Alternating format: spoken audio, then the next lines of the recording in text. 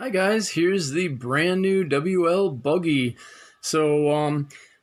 I have this one too, the 118, so we'll just do a little bit of comparing. The really nice thing is the oil-filled shocks. It's nice and slow, it's not bouncy.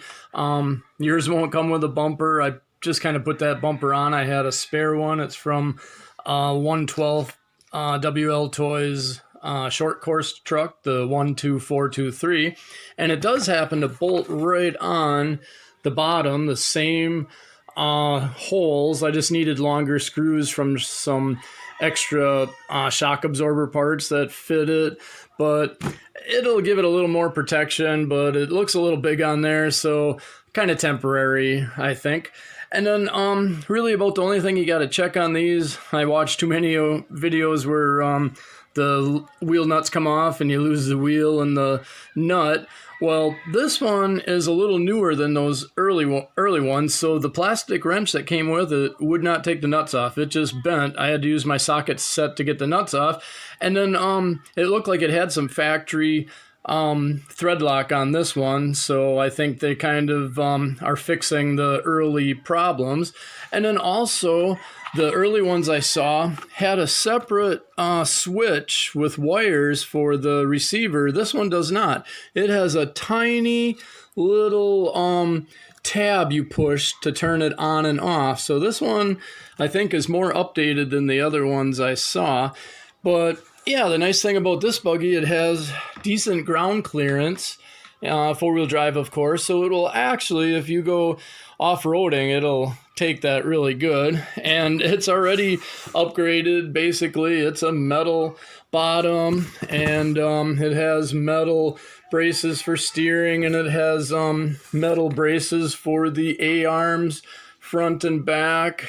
And yeah, it's great. Big bore shocks with the oil in it, and of course the expandable battery tray. And I will, once I'm used to driving it, I haven't even driven it yet, I'll probably try a 3S in there, and the most you're going to do is maybe the speed control receiver might burn out. I saw a couple guys, they had problems with 3S, but a lot of other guys were running it on 3S, no problem. I tried to put on cooling fins like I do on all my vehicles, but with this body, it's such a tight fit, it doesn't sit down with the heat sink I have for the motor, so I had to skip doing that.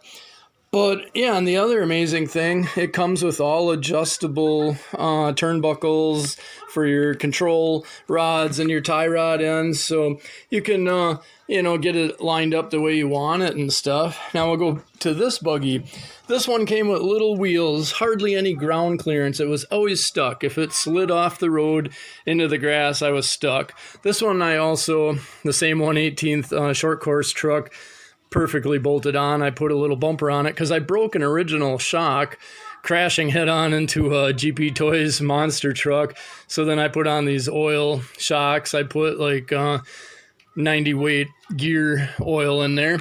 And then these buggies, they were towed out so bad. That wheel's out and that wheel's out. So I bought the kit, aluminum turnbuckle kit, so I could align it better. And then that's the heat sink I'm talking about. So this one needed quite a bit of upgrades. The original shocks, you can put oil in them. They have a tiny bit in there from the factory just to lube them up. But yeah, I filled them up and they were pretty decent with the thick oil. It's just when I crashed, it popped the cap off and it stripped the threads and it didn't really stay on anymore. So yeah, a lot of upgrades you kind of got to do on this one.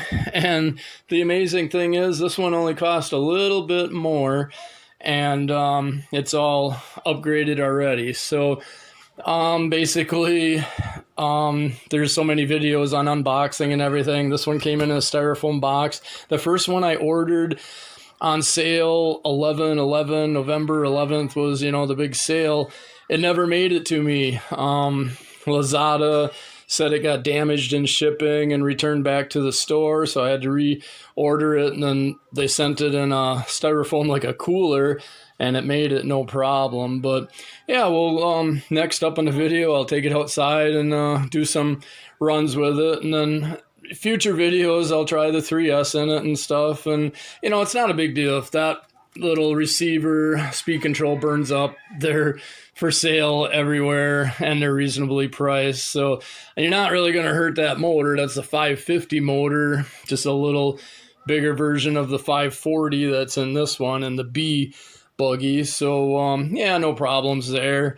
And it sounds, I just kind of test run it in the house. I didn't really go outside with it yet, but it sounds like all metal gears in it. The metal gears are a lot noisier than plastic ones, so it should hold up. I know there's the guys that are doing brushless, there's the plastic reduction gear, and everybody has been waiting for the metal ones to come out, and I guess they're finally out now, so they can have more reliability with the brushless. All they'll do is they'll wreck other stuff, differentials and stuff, but because it's always good to have a weaker link in your whole system, so that will break first. But with brushless, you really do need a heavy duty gear in there, because yeah, that'll strip the teeth off pretty quick. So okay, we'll do some running. Thanks for watching. Maybe you can do a like and subscribe for me, and we'll keep on doing some budget RC things. I like the budget ones. I used to have Traxxas and Kyosho way back in the day, but